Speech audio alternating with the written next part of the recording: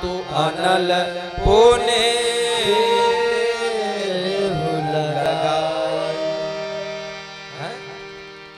आग लगाओ मैया, अब प्राण दे दूंगी। क्यों? बेगी विरह अब बर्दाश्त नहीं हो रहा, प्रभु से दूरी बर्दाश्त नहीं हो रही। भगवान हनुमान जी ने देखा, करे कि तो मैया के हाथ से भगवान के नाम की डोर छूट गई, अब त्रिजटा के सहारे पर हो गई। भगवान हनुमान जी ने तुरंत मुद्रिका डाल दिया, लो मैया पकड़ो, छूटने नहीं देंगे ना। संत का यही काम है। सनकादिक कहते हैं, प्रभु हम डूब रहे हैं अंधेरे में, हमको कुछ रास्ता दिखाइए। कैसे?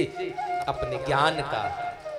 क्यों? क्योंकि कोटि सूर्य समग्र आपका ज्ञान करोड़ों सूर्य से ज्यादा प्रकाशित है, इसलिए आप अपने उस करोड़ों सूर्य से ज्यादा प्रकाशित ज्ञान से एक किरण हमारे कर्ण प्रदेश के माध्यम से हृदय में डाल देंगे, हमारा जीवन प्रकाशित हो जाएगा। और सनकादिक ऋषियों ने प्रथम प्रश्न कर दिया, भक्ति ज्ञान विरागा तो विवेको वर्धते महान, माया मोह निराशस्य वैष्णवो क्रियते कथम। प्रभु, भक्ति ज्ञान और वैराग से प्राप्त होने वाली जो बुद्धि है, जो विवेक है, वो कैसी होती है? और ये जो भगवान के भक्त हैं, जो वैष्णव जन हैं, ये किस प्रकार से खुद को भगवान की माया से मुक्त करते हैं? तब सूत जी बड़ी सुंदर सी कथा सुनाते हैं। आइए हम लोग यहीं से श्रीमद् भागवत महापुराण के प्रथम श्लोक का दर्शन करेंगे और सभी भक्त हाथ जोड़कर भगवान को नमन वंदन करेंगे, क्योंकि पूज्यपाद श्री व्यास जी ने प्रथम श्लोक में भगवान को ही प्रणाम किया है। सौनकादिक ऋषियों के सन्मुख उनके साथ बैठ करके व्यास आसन पर आसीन पूज्यपाद श्री सूत जी कहते हैं, हे सौनकादिक ऋषियों, आइए हम सभी लोग भगवान को प्रणाम करते हैं। सच्चिदानंद रूपाय विश्वोत्पत्त्यादि हेतवे तापत्रय विनाशाय श्री कृष्णाय वयं नमः। श्री कृष्णाय वयं नमः। भगवान का स्वरूप बहुत सुंदर सा है। वैसे तो एक श्लोक के प्रथम शब्द सच्चिदानंद की अगर व्याख्या करने बैठ जाए कोई व्याकरणाचार्य, बड़े बड़े संत अमलात्मा बिमलात्मा, महाराज महीना दिन नहीं, ये 7 दिन की भागवत 7 नहीं, 7 दिन बीत जाए, 7 सप्ताह बीत जाए, 7 महीना बीत जाए, 7 साल बीत जाए, लेकिन इस एक शब्द का व्याख्यान पूरा नहीं हो सकता। क्यों जानते हैं क्या है ऐसा? इसमें वो ऐसा है,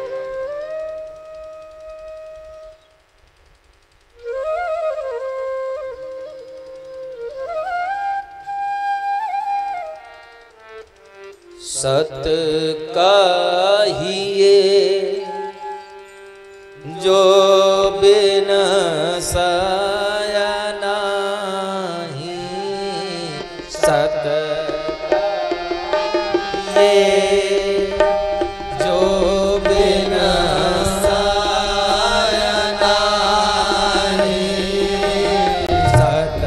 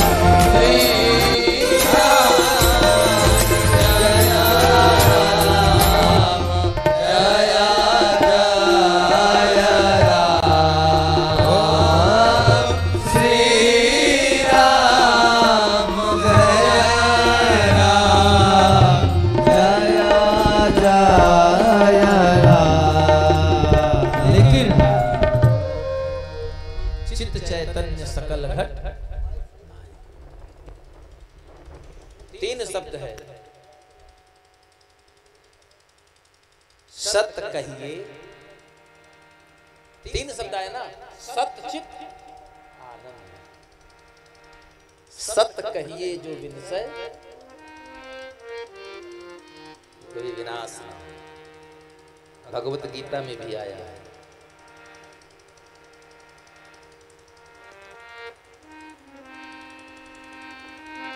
भगवान कृष्ण कहते हैं जो कभी समाप्त हो जाए वो सत्य हो नहीं सकता, और सत्य का कभी समापन होता नहीं है।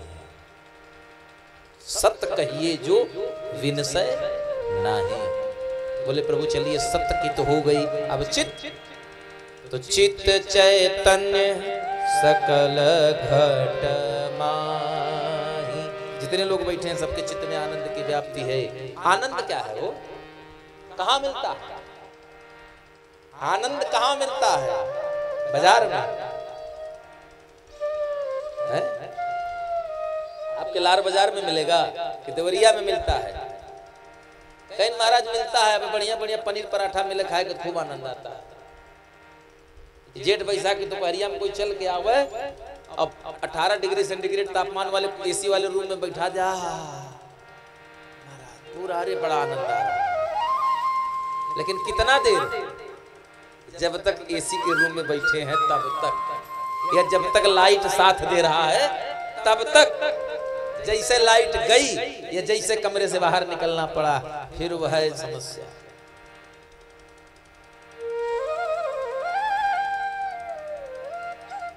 तो महाराज सच्चा आनंद कहाँ मिले हो?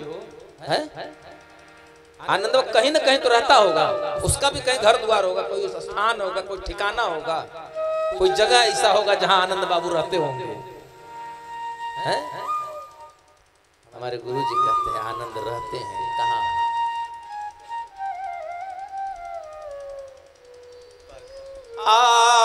आनंद घट घट कराई आनंद, आनंद घट घट कराए आनंद, आनंद घट घट कराए आनंद। काहू नाम सच्चिदानंद, काहू नाम सच्चिदानंद,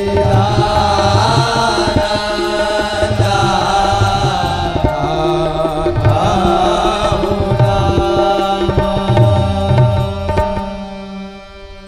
आनंद घट घट करई आनंदा, जो आनंद करे ता कहु नाम सच्चिदानंदा।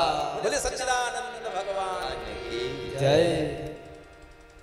यही सबसे छोटा, सबसे सरलतम व्याख्या है जो हमारे गुरु जी ने हमको बताया। बहुत सरल अब बहुत छोटा। आनंद की अनुभूति कब होगा? जब आप हाथ में तुलसी लेकर, गले में तुलसी हो, 5 मिनट प्रभु का ध्यान लगा करके राम राम करिए महाराज, देखिए तो क्या आनंद की अनुभूति होती है।